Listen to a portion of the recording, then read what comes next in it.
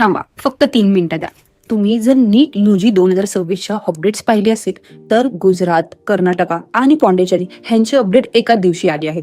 जर तुम्हीही MBBS आणि BDS यासाठी रजिस्ट्रेशन करणार असाल या स्टेटमध्ये तर त्याची एक डेट किंवा एक डॉक्युमेंट जरी चुकीचं अटेंड झालं तर तुमचं कंप्लीट ॲडमिशन कॅन्सल होऊ शकतं. त्यासाठी हा व्हिडिओ शेवटपर्यंत बघा. मी Shivani गोगे SRECमध्ये as a senior mentor आहे. जर आम्ही मागील 30 वर्षापासून विद्यार्थ्यांनी स्टुडंटना त्यांच्या एंटायर ॲडमिशन आणि गायडन्स प्रोसेसमध्ये हेल्प करतो. चला तर मग आपण पहिली अपडेट बघूया कर्नाटकाची.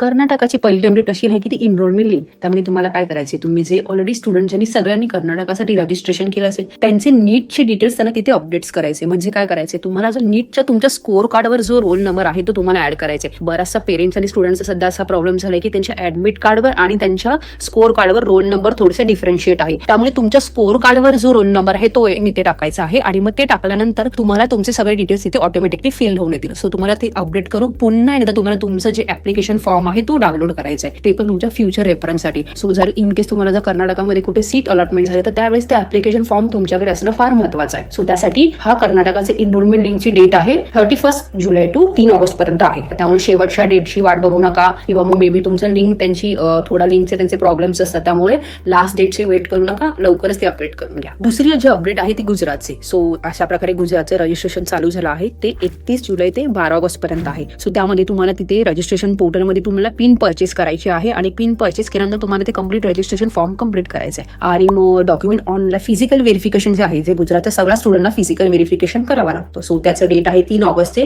13 ऑगस्ट पर्यंत आहे. सो कंप्लीट पिन परचेस झाल्यानंतर पिन परचेसची फीज आहे 1000 रुपये. सो ते झाल्यानंतर रजिस्ट्रेशन झाल्यानंतर तुम्हाला ते ऑफलाईन व्हेरिफिकेशन करायचं आहे आणि ते कंप्लीट करूनच तुमचं कंप्लीट रजिस्ट्रेशन होणार आहे. सो आणि अशा प्रकारे मला एक सांगायचं की गुजरात हा क्लोज स्टेट आहे त्यामुळे गुजरातचे स्टुडंटच गुजरातमध्ये ऍडमिशन घेऊ शकतात. सो बाकीचे जे बाहेरचे स्टुडंट्स आहेत त्यांना गुजरातमध्ये रजिस्ट्रेशनसाठी अलाउड नाहीये. सो जे गुजरातचे स्टुडंट आहे त्यांना ही प्रोसिजर लवकरात लवकर कंप्लीट करायची आहे. तिसरी अपडेट जी आहे ती पॉंडिचेरी रजिस्ट्रेशनची. सो पॉंडिचेरीचं रजिस्ट्रेशन 30 जुलै ते 6 ऑगस्ट पर्यंत आहे. सो यामध्ये तुम्ही जर MBBS साठी, BDS साठी, BMS साठी आणि BVSC साठी रजिस्ट्रेशन करू शकता. सो यामध्ये जर बाहेरचे स्टुडंट्स आहे, सो पॉंडिचेरी ओपन स्टेट आहे. जर बाहेरच्या स्टुडंटला त्यांच्या मॅनेजमेंट कोठामध्ये किंवा NRI कोठामध्ये जर अप्लाय करायचं असेल तर ते आत्ताच रजिस्ट्रेशन करू शकतात. सो लास्ट डेटची वाट बघू नका आणि 6 ऑगस्टच्या आधीच पॉंडिचेरीचं रजिस्ट्रेशन कंप्लीट करा. आता सर्वात महत्वाची गोष्ट, या सगळ्या रजिस्ट्रेशनसाठी तुम्हाला इम्पॉर्टंट डॉक्युमेंट्स तुमच्या समोर असलं करायचे आहे. ते म्हणजे तुमचं 10वीचं मार्कशीट, 12वीचं मार्कशीट, दोघांचे पासिंग सर्टिफिकेट असेल, नीटचं ऍडमिट कार्ड असेल, स्कोर कार्ड असेल, कॅटेगरी अप्लाय असेल तर कॅटेगरी सर्टिफिकेट असेल, मायग्रेशन सर्टिफिकेट असेल किंवा मग एक्स्ट्रा डॉक्युमेंट्स लागतात जे कॅरेक्टर सर्टिफिकेट असेल किंवा मग